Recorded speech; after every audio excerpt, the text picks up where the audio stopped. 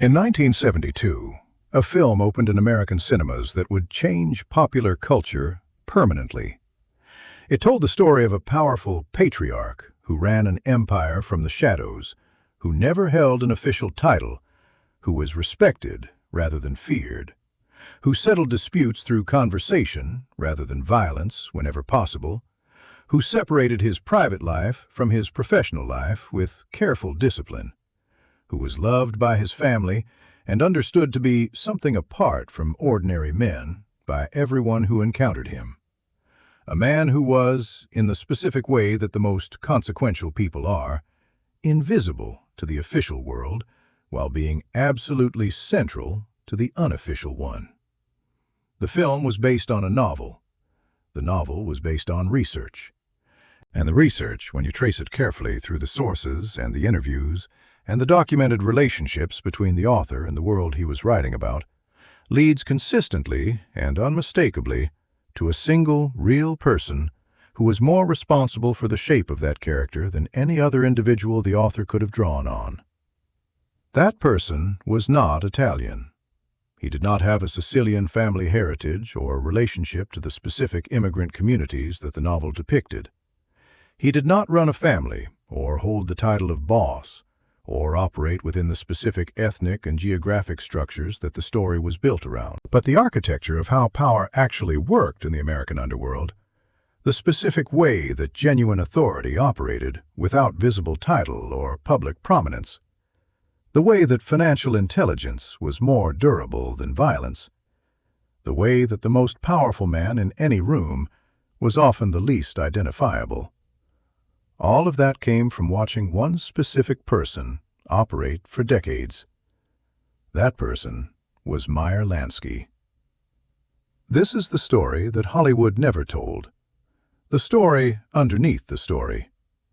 The story of how the most celebrated portrait of organized crime power in American cultural history was shaped, in its essential architecture, by a man the film never acknowledged and could not acknowledge, because acknowledging him would have required admitting that the real Godfather was not a Sicilian patriarch with a tragic destiny and a magnificent bearing. The real Godfather was a small Jewish accountant from the Lower East Side who was still alive in 1972 and who was watching the film's enormous success from a modest apartment in Miami Beach, with the specific private satisfaction of someone who recognizes their own work in someone else's performance. To understand the connection, you have to understand Mario Puzo, the man who wrote the novel. Puzo was a writer of genuine talent who had spent years writing literary fiction that nobody bought and that left him deeply in debt. By the mid-1960s, he was broke and desperate and willing to write the commercial novel that his editors had been asking for, which was a novel about the Italian-American underworld. He was Italian-American himself, from the same New York neighborhoods where organized crime had been a visible presence for generations. He knew the culture and the community, but he did not know the inside of the operation. What Puzo did, in preparation for writing the novel, was research. He read everything available about the structure of the American Syndicate.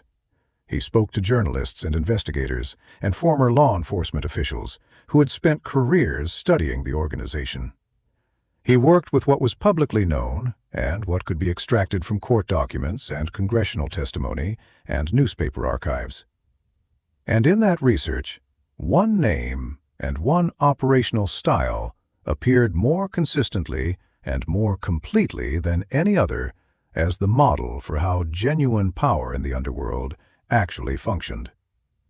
Not Capone, who was too violent and too prominent and too ultimately unsuccessful. Not Luciano, whose story ended in deportation. But the man behind both of them, the man who made their operations financially viable and their structures durable. Meyer Lansky. The specific qualities that make the fictional patriarch of that story compelling and plausible are not Italian qualities. They are not qualities drawn from the Sicilian mafia traditions that Puzo used as cultural texture and dramatic backdrop. They are qualities drawn from careful observation of how Meyer Lansky actually operated. The preference for conversation over violence, the financial intelligence, the ability to see the long-term consequences of decisions when everyone else was seeing only the immediate situation. The specific kind of respect that comes not from being feared, but from being genuinely indispensable. The careful separation between the public face of power and the private architecture of how that power actually worked. None of this is accident. It is the product of research and observation and the specific literary intelligence of a writer who understood that the most compelling portrait of power is not a portrait of violence, but a portrait of authority. And the most credible model for authority in the American underworld in the 1960s, when Puzo was doing his research, was Meyer Lansky. Not a boss, the man behind the bosses. The man whose authority derived not from his position in any organizational hierarchy, but from his absolute indispensability to everyone who held a position. There is a conversation that Puzo reportedly had during his research period with a journalist who covered organized crime extensively. The journalist, describing the landscape of real power in the Syndicate, made a statement that has been quoted in various forms in several accounts of Puzo's research.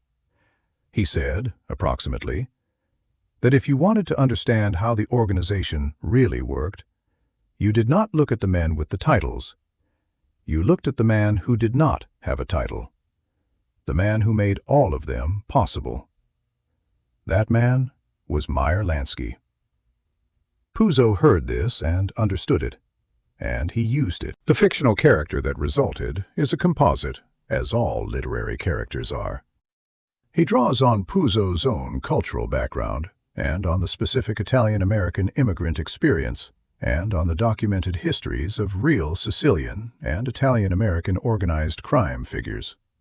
But the structural DNA, the architecture of how the character exercises authority and why that authority is durable and what makes him different from the merely violent figures around him, that DNA traces to Meyer Lansky. The film that was made from the novel understood this, even if it could not say it directly. The director and the writers and the actors who created the screen version were working with a character whose specific quality of authority, whose particular way of being the most powerful person in the room, without appearing to be, required something beyond the usual cinematic vocabulary of organized crime. The violent man, the man who controls through fear, is cinematically familiar. Everyone knows what that looks like.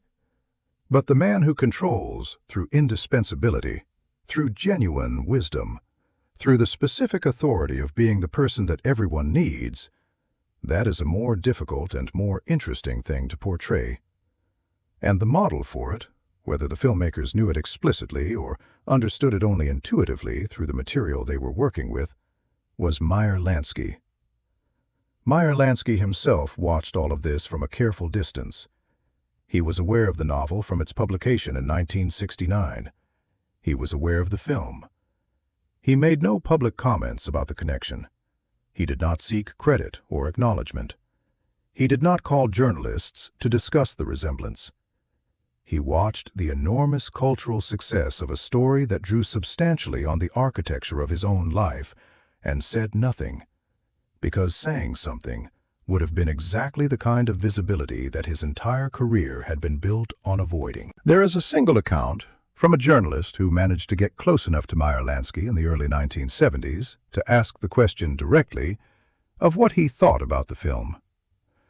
The journalist reported that Meyer Lansky smiled slightly and said something to the effect that it was an entertaining story. Then he changed the subject. That is the complete public record of his response to the most celebrated fictional portrait of the world he had spent 50 years building. But there is something in that silence that is itself revealing. The men who had nothing to do with the novel or the film were sometimes loudly offended by it, defensive about the portrait of Italian-American communities, critical of the characterization of organized crime. The man who had the most connection to its essential architecture said it was an entertaining story and moved on. The response of someone who recognized the work and felt no need to claim it, whose relationship to recognition had always been the same, which was that he did not need it, had never needed it, and found the absence of it more useful than its presence would have been. The Hollywood dimension of this story has another layer that is equally revealing. The entertainment industry in its golden age had complicated and extensively documented relationships with organized crime. The financing of films, the control of theaters, the management of talent, the labor arrangements in the major studios, all of these had connections to the syndicate that have been researched and documented over decades.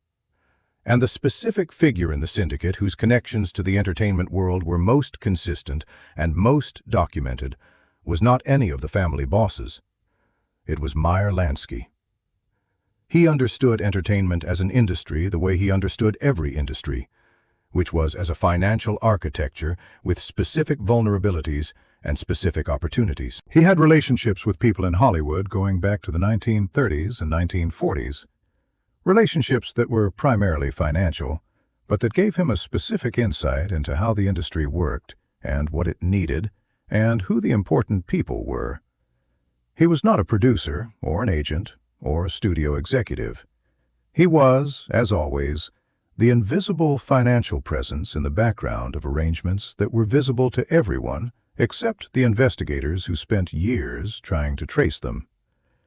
This context makes the emergence of the most influential organized crime story in American cultural history from a period when Meyer Lansky's influence on the entertainment world was at a certain kind of peak, something more than coincidence. The story that Hollywood told about organized crime in 1972 was shaped by the architecture that Meyer Lansky had built, both in the literal sense of the financial relationships that connected his world to the entertainment industry, and in the literary sense of the portrait of power that the research pointed toward.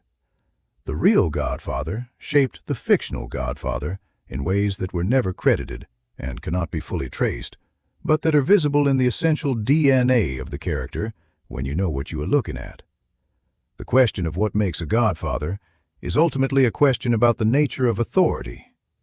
What does it mean to be the person that everyone defers to, not because they are afraid of you, not because you hold an official position, but because you are genuinely the most capable person available for the thing that matters most? The fictional answer to this question, the answer that made the story resonate with tens of millions of people across 50 years, is an answer drawn from a real example. The real example is Meyer Lansky. He never called himself a godfather. He never accepted any title. He never sought the kind of cultural recognition that would have placed him in the same category as the men whose names people knew. He built an empire and made it invisible, and let other people have the titles and the fame and the consequences that came with both. He was the most powerful man in the room without anyone outside the room knowing he was in it. He was the real Godfather before anyone used the word, and the real Godfather after anyone used the word. And he died at 80 in a modest apartment, having never once acknowledged what the film that changed American culture owed to the architecture of his life. That silence is the final statement of the real Godfather. Not a speech, not a confession, not a revelation. Just the absence of a claim, the absence of any need for a claim. The man who built everything and needed credit for none of it, because the building was the point, and the credit was for people who needed to be seen. Meyer Lansky did not need to be seen. He spent 80 years proving that. The film proved it for him, without meaning to, by making the most celebrated portrait of invisible authority in American cultural history from the blueprint that one invisible man had spent his entire life drawing.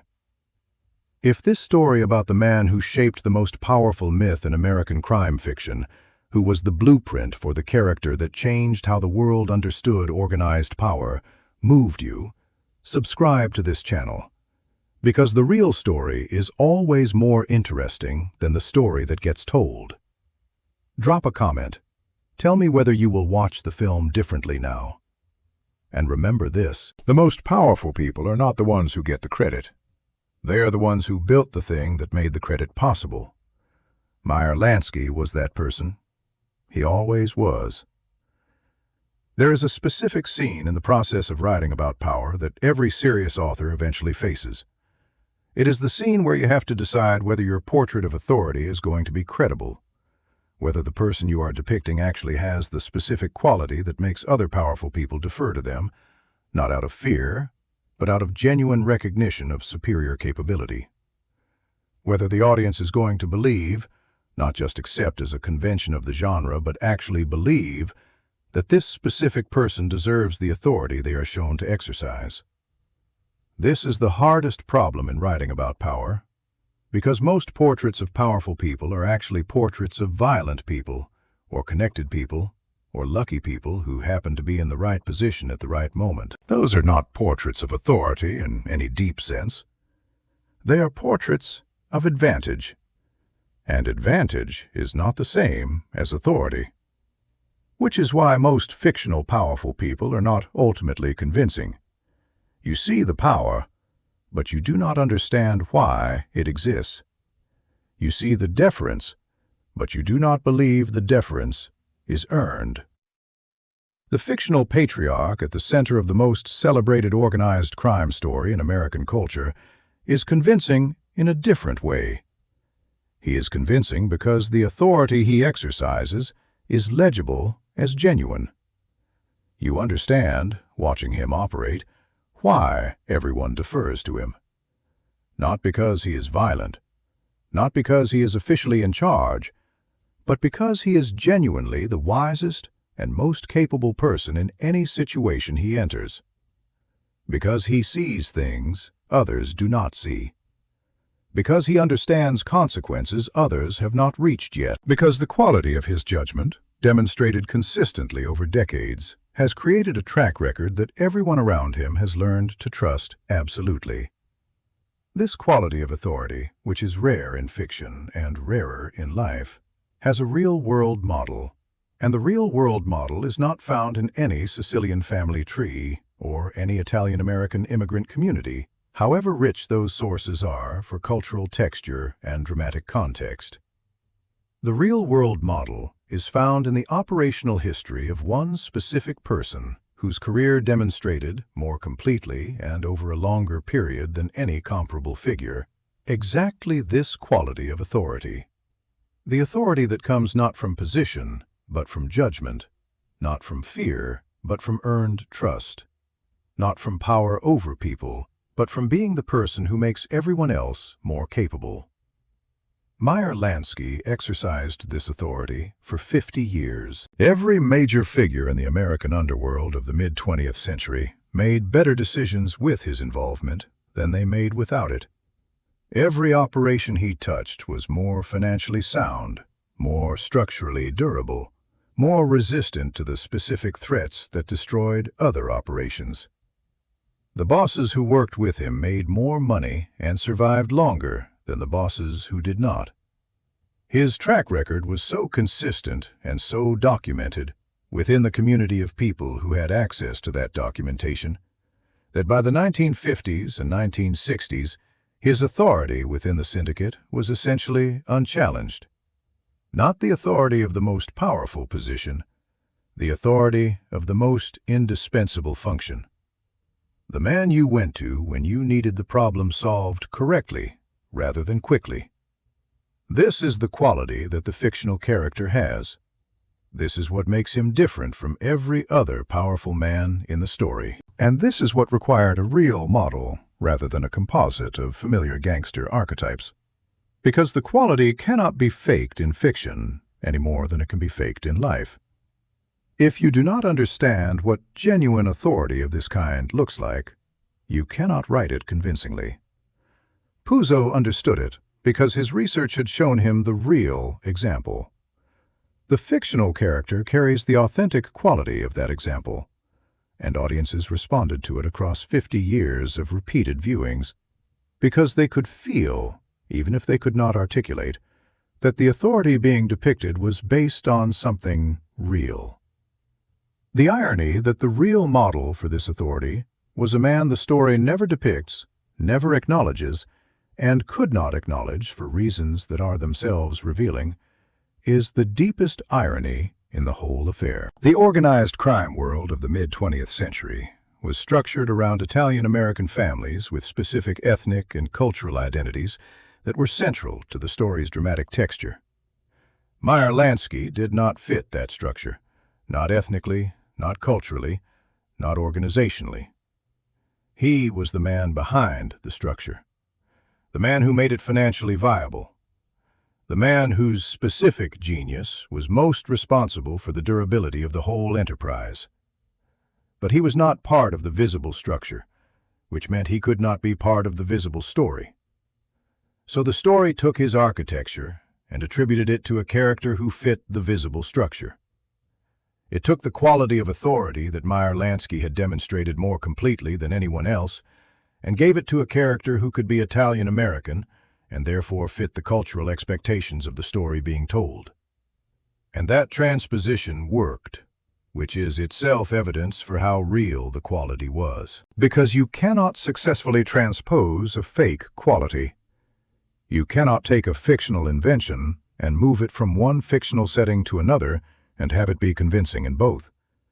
The authority was convincing in the Italian-American setting of the novel and film because it was drawn from a real example. And the real example was Jewish and invisible and still alive in Miami Beach, eating soup and watching the enormous success of a story built on the blueprint of his life. The people who worked most closely with Puzo during the writing and development process have over the years given various accounts of the research that went into the character. Some of these accounts are more specific than others about which real figures were being drawn on for which specific qualities. None of them, in any published interview or memoir, makes a direct, explicit statement connecting the essential architecture of the character's authority to Meyer Lansky by name. This absence is itself a form of confirmation. The connection was understood well enough that making it explicit in public was something everyone involved preferred to avoid. The novel was published while Meyer Lansky was alive and operational. The film was released while he was still being actively investigated by the FBI. Publicly naming the living inspiration for your portrait of organized crime authority was not something any reasonable person in Puzo's position was going to do. The absence of the acknowledgement is therefore not evidence against the connection. It is evidence for a connection that everyone close to the material understood, and nobody was going to say out loud. The shape of that silence, the specific way that the most significant question about the most influential organized crime story of the 20th century goes unanswered in every official account, is the shape of Meyer Lansky's influence on American culture.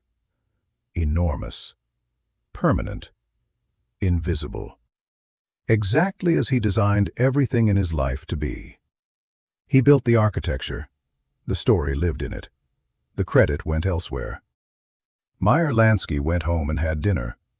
The last, most complete expression of the principle he had operated on his entire life. The work is the thing. The recognition is for other people. The man who built everything and needed none of the credit for building it was the real Godfather all along. And the fact that most people who have seen the film and loved it and watched it many times and thought of it as a portrait of a specific kind of Italian-American power have never heard his name is not a failure of the story. It is the final proof of his thesis. The most powerful person in the room is the one you do not notice. Meyer Lansky proved it in the underworld. He proved it in finance. He proved it in cultural history. He proved it until the day he died, and he is still proving it now, in the permanent silence around the most important question about the most celebrated story ever told about the world he built. Let us go deeper into the specific texture of what Meyer Lansky provided that no other real person could have provided as a model for this specific fictional portrait. The problem with most real organized crime figures as models for literary authority is that their authority is inseparable from their violence. You cannot separate Al Capone's power from Al Capone's willingness to have people killed. The two things are the same thing. The violence is the authority. Remove the violence, and there is no authority left, because there was never anything else generating the difference. This is true of most of the men who held titular leadership of the families and factions that made up the American underworld. Their authority was the authority of the gun. Credible while the gun was present, gone the moment it was removed. Meyer Lansky's authority was different in kind. The specific difference is what made him a usable literary model for something more interesting than the usual portrait of organized crime power. His authority was the authority of the expert, of the person who knows things other people need to know and can do things other people need done.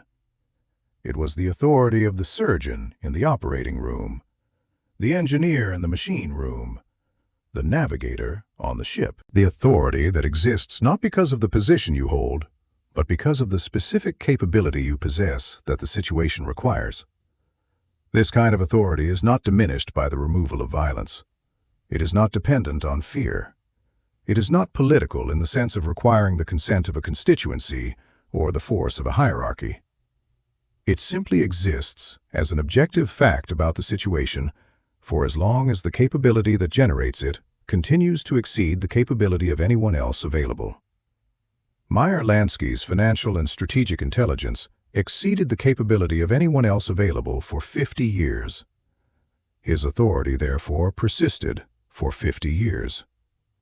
Through the rise and fall of every boss and every family and every government initiative and every reorganization of the organizational landscape, it persisted because it was based on something real. The fictional character whose authority is portrayed in the most celebrated organized crime narrative in American culture has this quality. The authority does not depend on the character being the most violent person in the story, because he is not. It does not depend on him holding the highest official position, because the official position is explicitly shown to be less important than the actual position. It depends on him being the person with the most complete understanding of the situation and the greatest capability to navigate it successfully. The person everyone else defers to, not because they are required to, but because they understand it serves their interests. This is Meyer Lansky's authority transcribed into fiction. Not Meyer Lansky himself, not his specific biography, or his specific crimes, or his specific relationships, but the architectural principle of his authority, the way it worked, and why it worked, and what made it different from every other form of authority in his world. That principle, lifted from careful observation of a real person and transposed into a fictional setting, is what made the story ring true to audiences who had never met anyone like either the fictional character or the real one. The real Godfather and the fictional one share something else that is worth examining. Both of them are defined by what they choose not to do, as much as by what they choose to do. The fictional character is repeatedly shown declining opportunities for the kind of visible power that other characters in the story pursue. He could control more. He could accumulate more. He chooses instead to consolidate, to protect what he has, to ensure the durability of the arrangement rather than the expansion of his personal dominance. This preference for consolidation over expansion, for durability over dominance, is one of the most distinctively intelligent characteristics in the story, and one of the things that most clearly marks the character as an unusual literary creation, rather than another iteration of the familiar crime boss archetype. Meyer Lansky operated by exactly this principle for 50 years.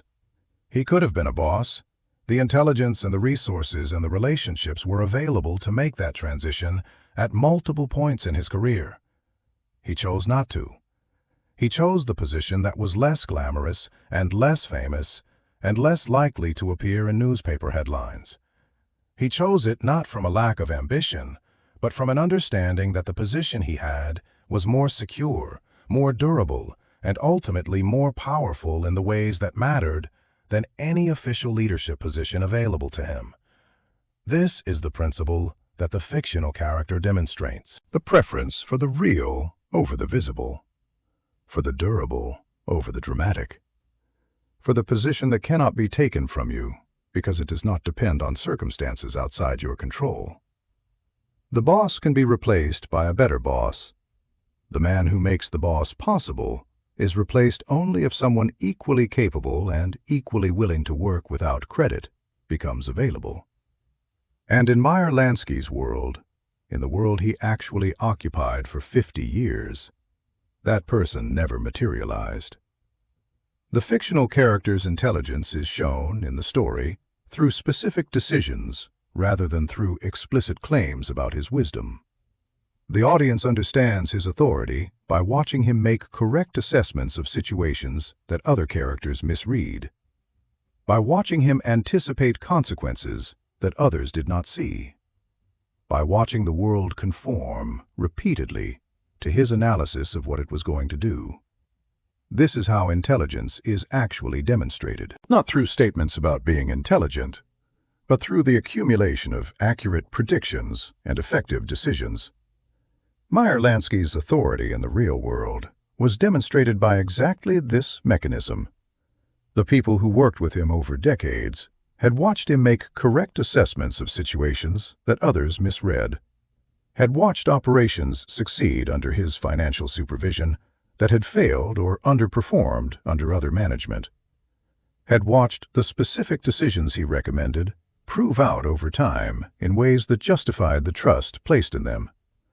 The authority was not claimed, it was accumulated through decades of being right in ways that mattered, until it was simply a fact about the landscape that everyone who operated in that landscape accepted without needing it to be argued.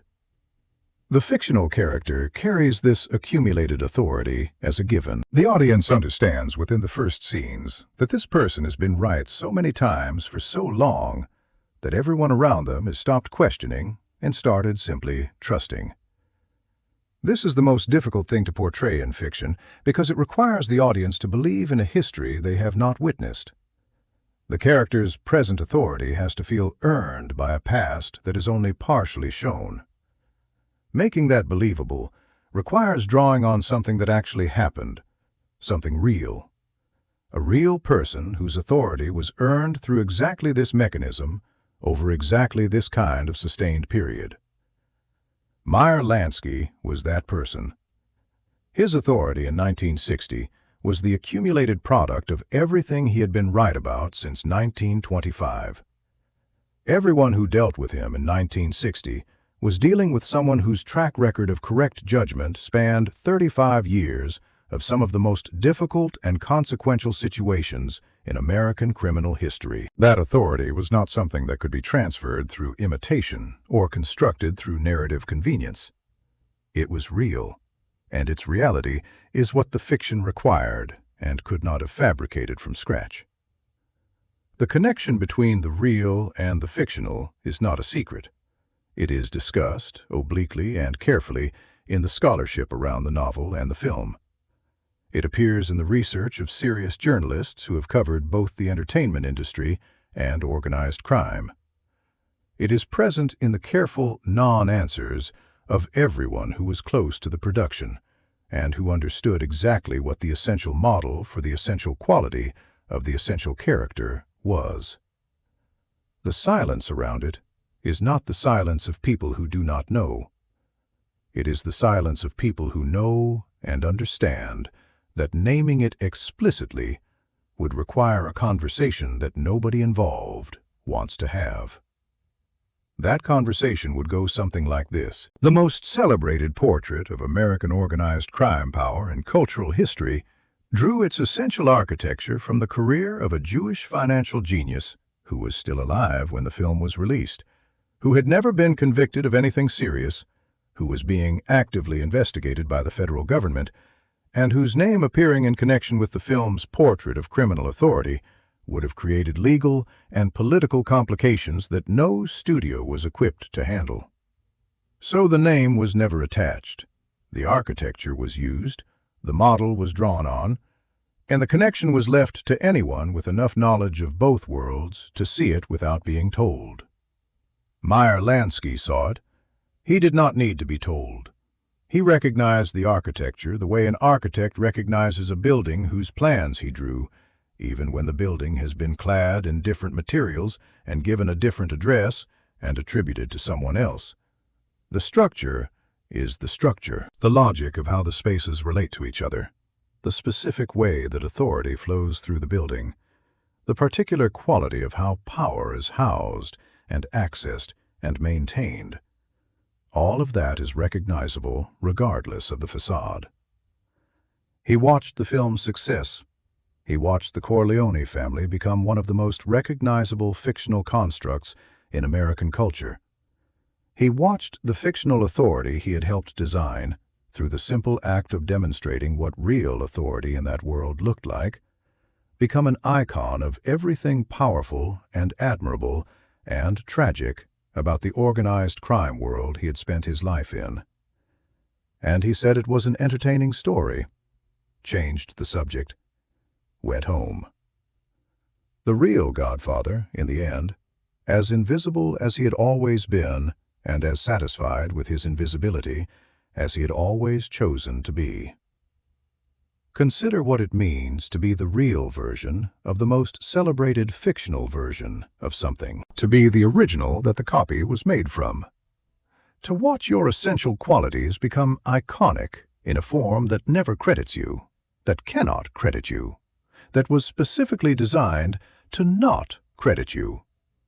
Most people in that position would feel some version of resentment, would feel that a debt was owed, would feel that the credit should flow backward from the fiction to the reality, that audiences who admired the fictional character should know about the real one, that the cultural recognition that the story generated should be shared with the person whose life generated the story.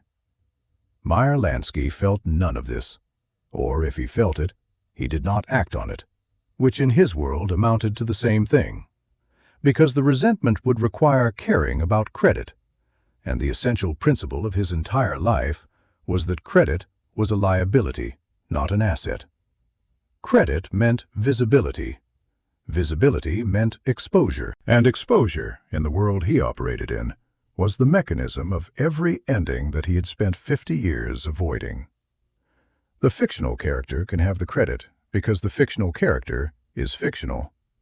The credit cannot touch him, cannot expose him, cannot make him a target for investigators or enemies, or the specific consequences that follow from being identified as the most powerful person in a world where power is illegal.